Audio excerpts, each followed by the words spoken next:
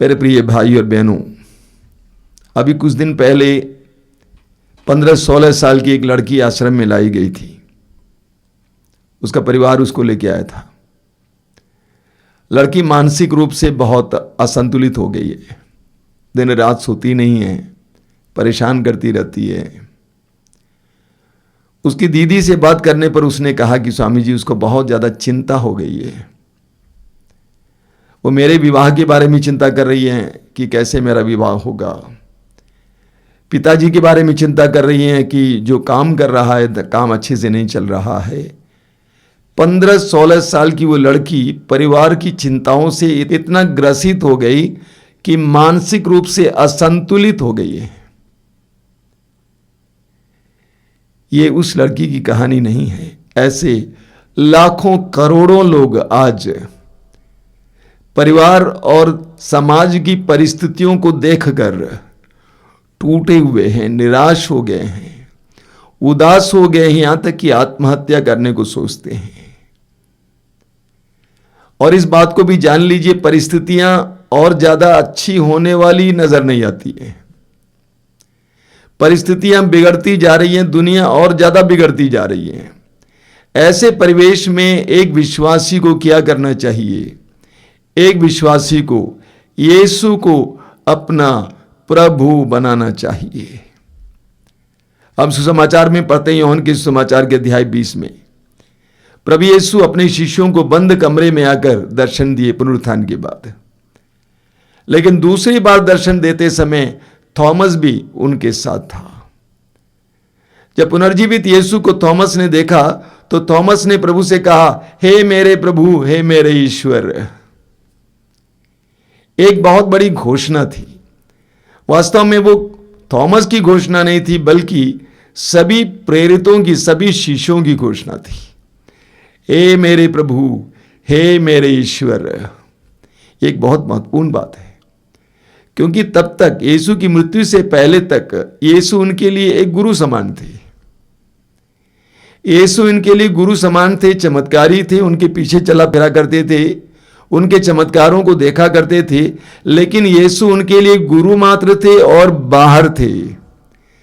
प्रभु यीशु के पुनरुत्थान के बाद प्रभु यीशु उनके लिए न कि गुरु रह गए, बल्कि प्रभु और ईश्वर बन गए। प्रभु के पुनरुत्थान के बाद प्रभु यीशु बाहर नहीं रहे, बल्कि उनके अंदर रहे। फिलिपियों की पत्र के अध्याय 2 में हम पढ़ते हैं, संत पौलुस कहते हैं कि प्रभु यीशु इतना आज्ञाकारी हुए कि मृत्यु तक, हां, क्रूस की मृत्यु तक आज्ञाकारी हुए। इसलिए ईश्वर ने उनको महान बनाया और वह नाम प्रदान किया जो सब नामों में श्रेष्ठ है, जिससे आकाश, पृथ्वी और अधोलोक के सभी निवासी घुटने टेकें और पिता की महिमा के लिए यह स्वीकार करें कि यीशु मसीह प्रभु हैं। इसी बात को प्रेरित चरित्र के अध्याय 2 वाक्य 36 में भी पेतरुस कहते हैं कि पुनर्जीवित किया ईश्वर ने और सबका प्रभु बनाया है। प्रभु यीशु कहते हैं मत्ती के सुसमाचार के अध्याय 28 उसके वाक्य 18 में, स्वर्ग में और पृथ्वी पर पूरा अधिकार मुझे मिला है। स्वर्ग में और पृथ्वी पर पूरा अधिकार मुझे मिला है। प्रभु यीशु अपने पुनरुत्थान के द्वारा प्रभु बन गए हैं। ईश्वर ने प्रभु यीशु को सब कुछ पर अधिकार दिया है। रोमी अध्याय 10 वाक्य 9 में संत पौलुस कहते हैं, यदि आप मुख से स्वीकार करते हैं कि यीशु प्रभु हैं और हृदय से विश्वास करते हैं कि ईश्वर ने उनको मृतकों में से जिलाया है, तो आपको मुक्ति मिलेगी।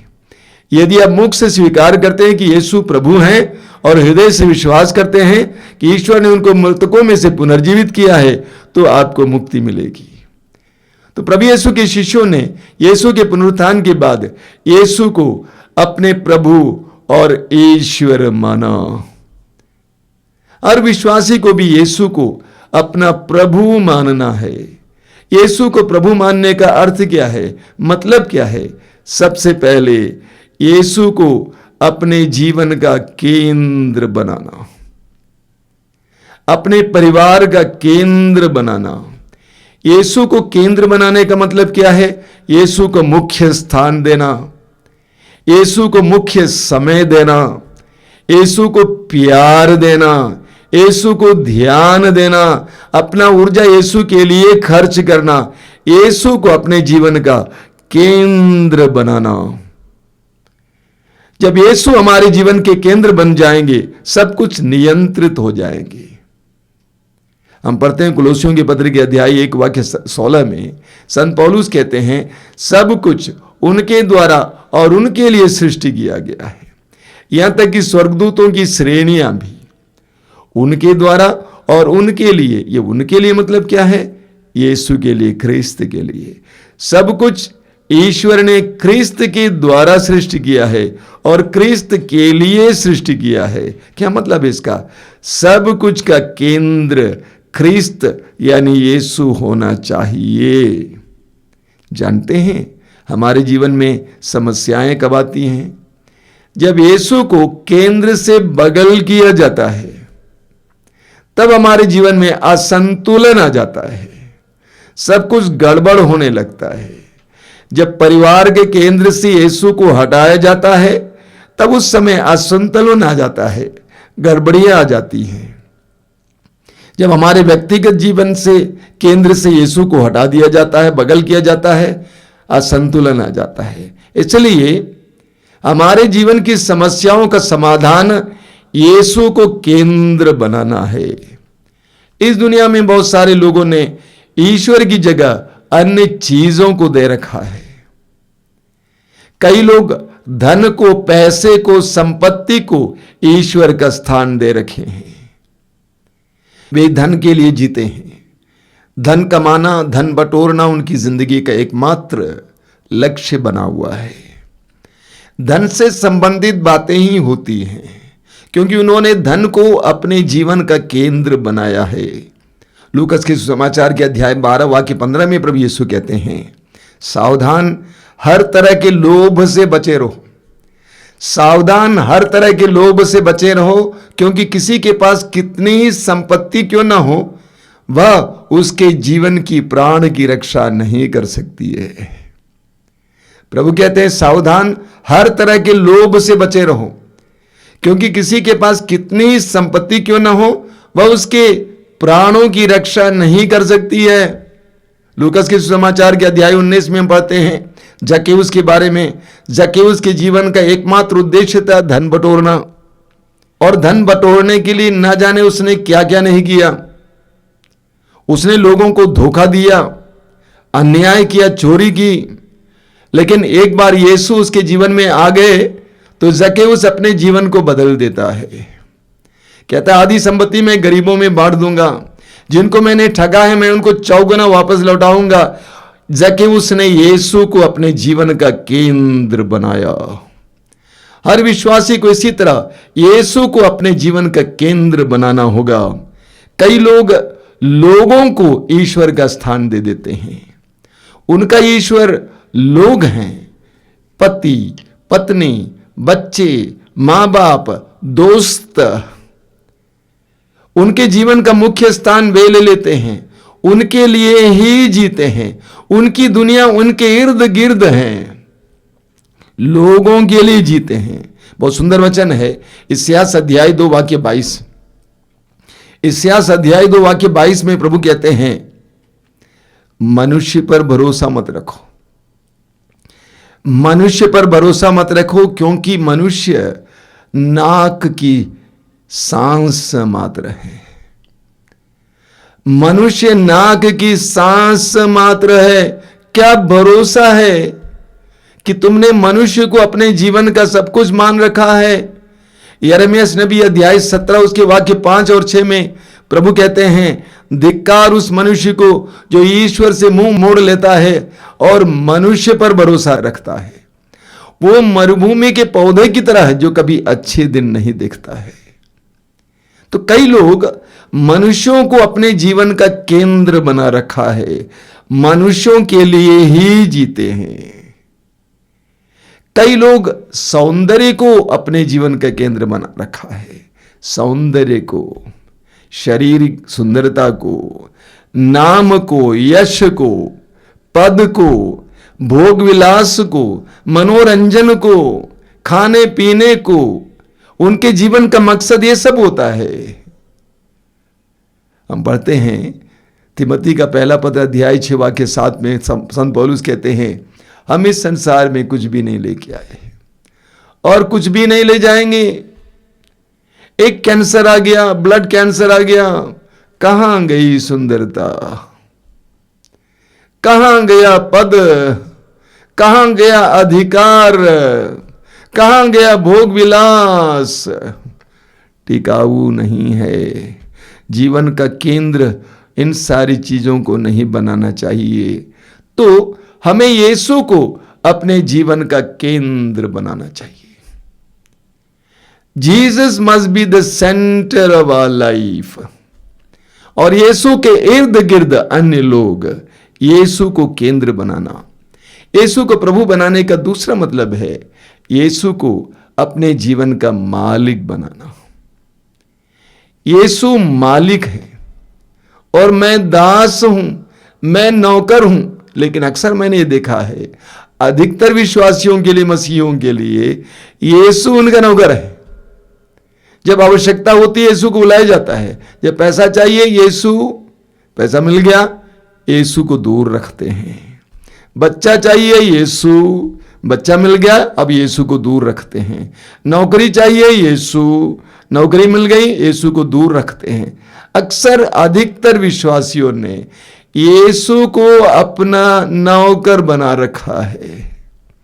आवश्यकता में बुलाते हैं, जब आवश्यकता नहीं है तो दूर रखते हैं।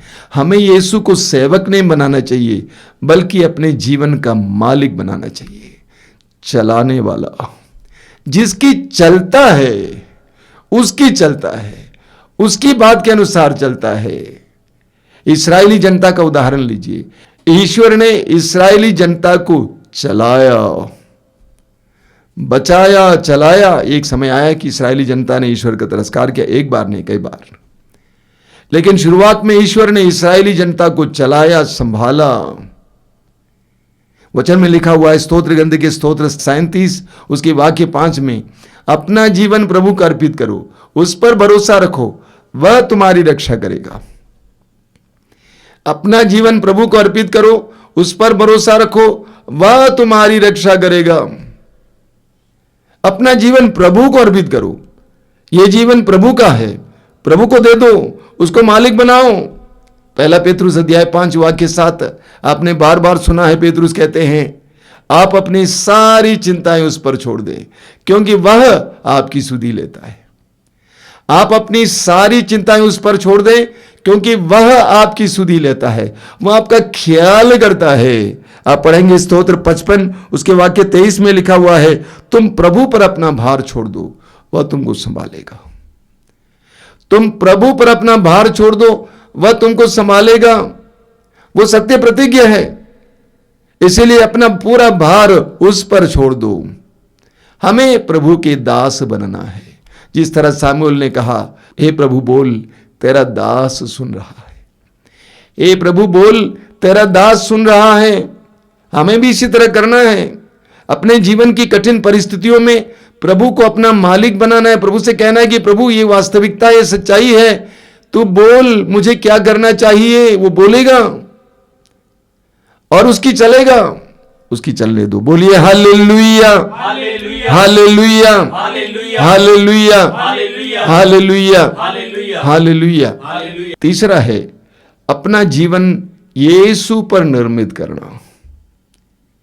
हमारा जीवन यीशु पर निर्मित होना चाहिए। हम पढ़ते हैं कुलोसियों का पत्र अध्याय 2 उसके वाक्य 6 और 7 में संत पौलुस कहते हैं, आपने ईसा मसीह को प्रभु के रूप में स्वीकार किया है, इसलिए उन्हीं से संयुक्त होकर जीवन बिताएं। उन्हीं में आपकी जड़ें गहरी हों और नींव सुदृढ़ हों। यीशु को अपने जीवन का प्रभु मानने का अर्थ यह है, मतलब यह है, उन्हीं से संयुक्त होकर जीवन बिताएं, यानी उनके साथ जुड़कर जीवन बिताएं। उन्हीं में आपकी जड़ें गहरी हों और नींव सुदृढ़ हों। एक विश्वासी को अपने जीवन का निर्माण यीशु पर करना चाहिए। यीशु के वचन के अनुसार, यीशु के आदेश के अनुसार। यीशु की प्रतिज्ञाओं के अनुसार यीशु पर निर्माण करना चाहिए। यीशु हमारा आधार बने, उनकी शिक्षाओं के अनुसार, उनके मूल्यों के अनुसार होना चाहिए। हमारी जिंदगी संसार के अनुसार नहीं हो सकती है, यीशु के मूल्यों पर निर्भर, यीशु की शिक्षाओं के अनुसार एक ऐसी जिंदगी हमें बनाने की आवश्यकता है। मत्ती के समाचार के अध्याय 7 उसके वाक्य 24 से 27 तक आपने बार बार सुना है। प्रभु यीशु कहते हैं, जो मेरी इन बातों को सुनता है और उसका पालन करता है वो उस बुद्धिमान व्यक्ति की तरह है जिसने अपने मकान चट्टान पर बनवाया। वर्षा हुई, नदियों में पानी आया, बाढ़ आई, आंधी चली, लेकिन वो मकान नहीं गिरा क्योंकि उसकी नींव चट्टान पर थी। लेकिन जो व्यक्ति मेरे वचनों को सुनता है उसका पालन नहीं करता है, वह उस मूर्ख व्यक्ति की तरह है जिसने अपने मकान को बालू पर बनवाया। वर्षा हुई, नदियों में बाढ़ आई, आंधी चली, उस मकान से टकराई और वह मकान गिरकर ध्वस्त हो गया। एक विश्वासी अपनी जिंदगी को यीशु पर बनाता है, यीशु केंद्रित, यीशु के मूल्यों के आधार पर। अक्सर हम लोग अपनी जिंदगी स्वयं बनाना चाहते हैं। उत्पत्ति ग्रंथ के अध्याय 11 में हमें एक सुंदर उदाहरण मिलता है। वहां पर इंसान, बाबुल की मीनार के बारे में आपने सुना है, इंसान अपने नाम और यश के लिए एक मीनार बनाने की कोशिश करता है, लेकिन वो बना नहीं पाता है, सभी छितरा जाते हैं। हमें ईश्वर से, यीशु से संयुक्त होकर अपनी जिंदगी को बनाना है। लूकास के समाचार के अध्याय 11 वाक्य 23 में प्रभु यीशु कहते हैं, जो मेरे साथ नहीं बटोरता है वो बिखेरता है। जो मेरे साथ नहीं बटोरता है वो बिखेरता है। यूहन्ना के समाचार के अध्याय 15 वाक्य 5 में प्रभु यीशु कहते हैं, मैं दाखलता हूं और तुम डालियां हो। जो डाली मुझ में रहती है और मैं जिसमें रहता हूं वही बहुत फलती है, क्योंकि मुझसे अलग होकर तुम कुछ भी नहीं कर सकते। मुझसे अलग होकर तुम कुछ भी नहीं कर सकते। एक विश्वासी को अपनी जिंदगी को यीशु पर निर्मित करना चाहिए, उनके आदेशों के अनुसार, उनकी इच्छा के अनुसार, उनके मूल्यों के अनुसार। जब हम यीशु को इस तरह अपने प्रभु बनाएंगे, यीशु को अपने जीवन का केंद्र बनाएंगे, यीशु को हमारे जीवन का मालिक बनाएंगे, यीशु पर अपने जीवन को निर्मित करेंगे, जब हम यीशु को अपना प्रभु बनाएंगे, मैं आपसे कहना चाहता हूं, आपकी जिंदगी बहुत सुंदर हो जाएगी। आप अनावश्यक चिंता नहीं करेंगे। हम चिंता करते करते करते अपने आप को परेशान कर रहे हैं। प्रभु यीशु ने कहा, चिंता करने से तुम में से कौन अपनी आयु को पल भर भी बढ़ा सकता है? कोई नहीं बढ़ा सकता है। प्रभु ने कहा, आकाश के पक्षियों को देखो, ना तो वे बोते न काटते हैं, ना तो वे लूनते हैं। खेत के फूलों को देखो, तुम्हारा स्वर्गीय पिता उन्हें सजाता है। इसलिए यीशु को अपना प्रभु बनाना। कोई समस्या होती है, यीशु पर छोड़ना, यीशु पर अपना भार छोड़ना, यीशु को संचालित करने देना।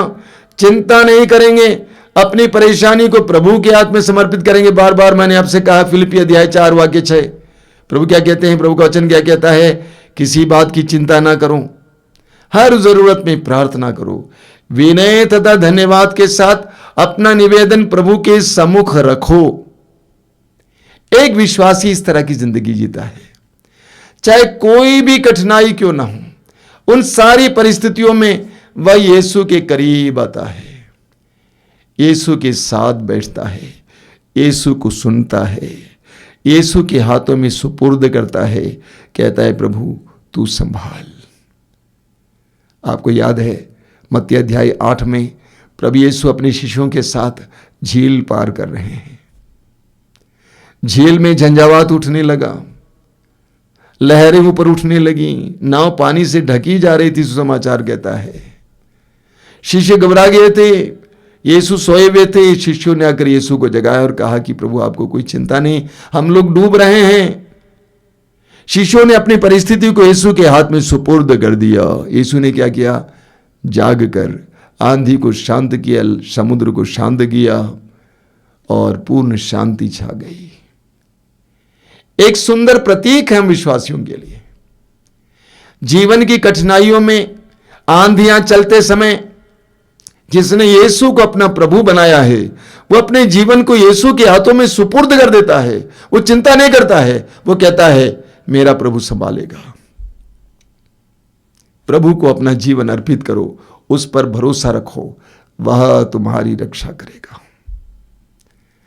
अपना सभी भार प्रभु पर छोड़ दो, वह तुम्हें संभालेगा। वह धर्मी को कभी विचलित नहीं होने देगा। आइए हम प्रार्थना करें। आंखें बंद कीजिए। हम कठिन परिस्थितियों से गुजर रहे हैं, परेशानियों से गुजर रहे हैं,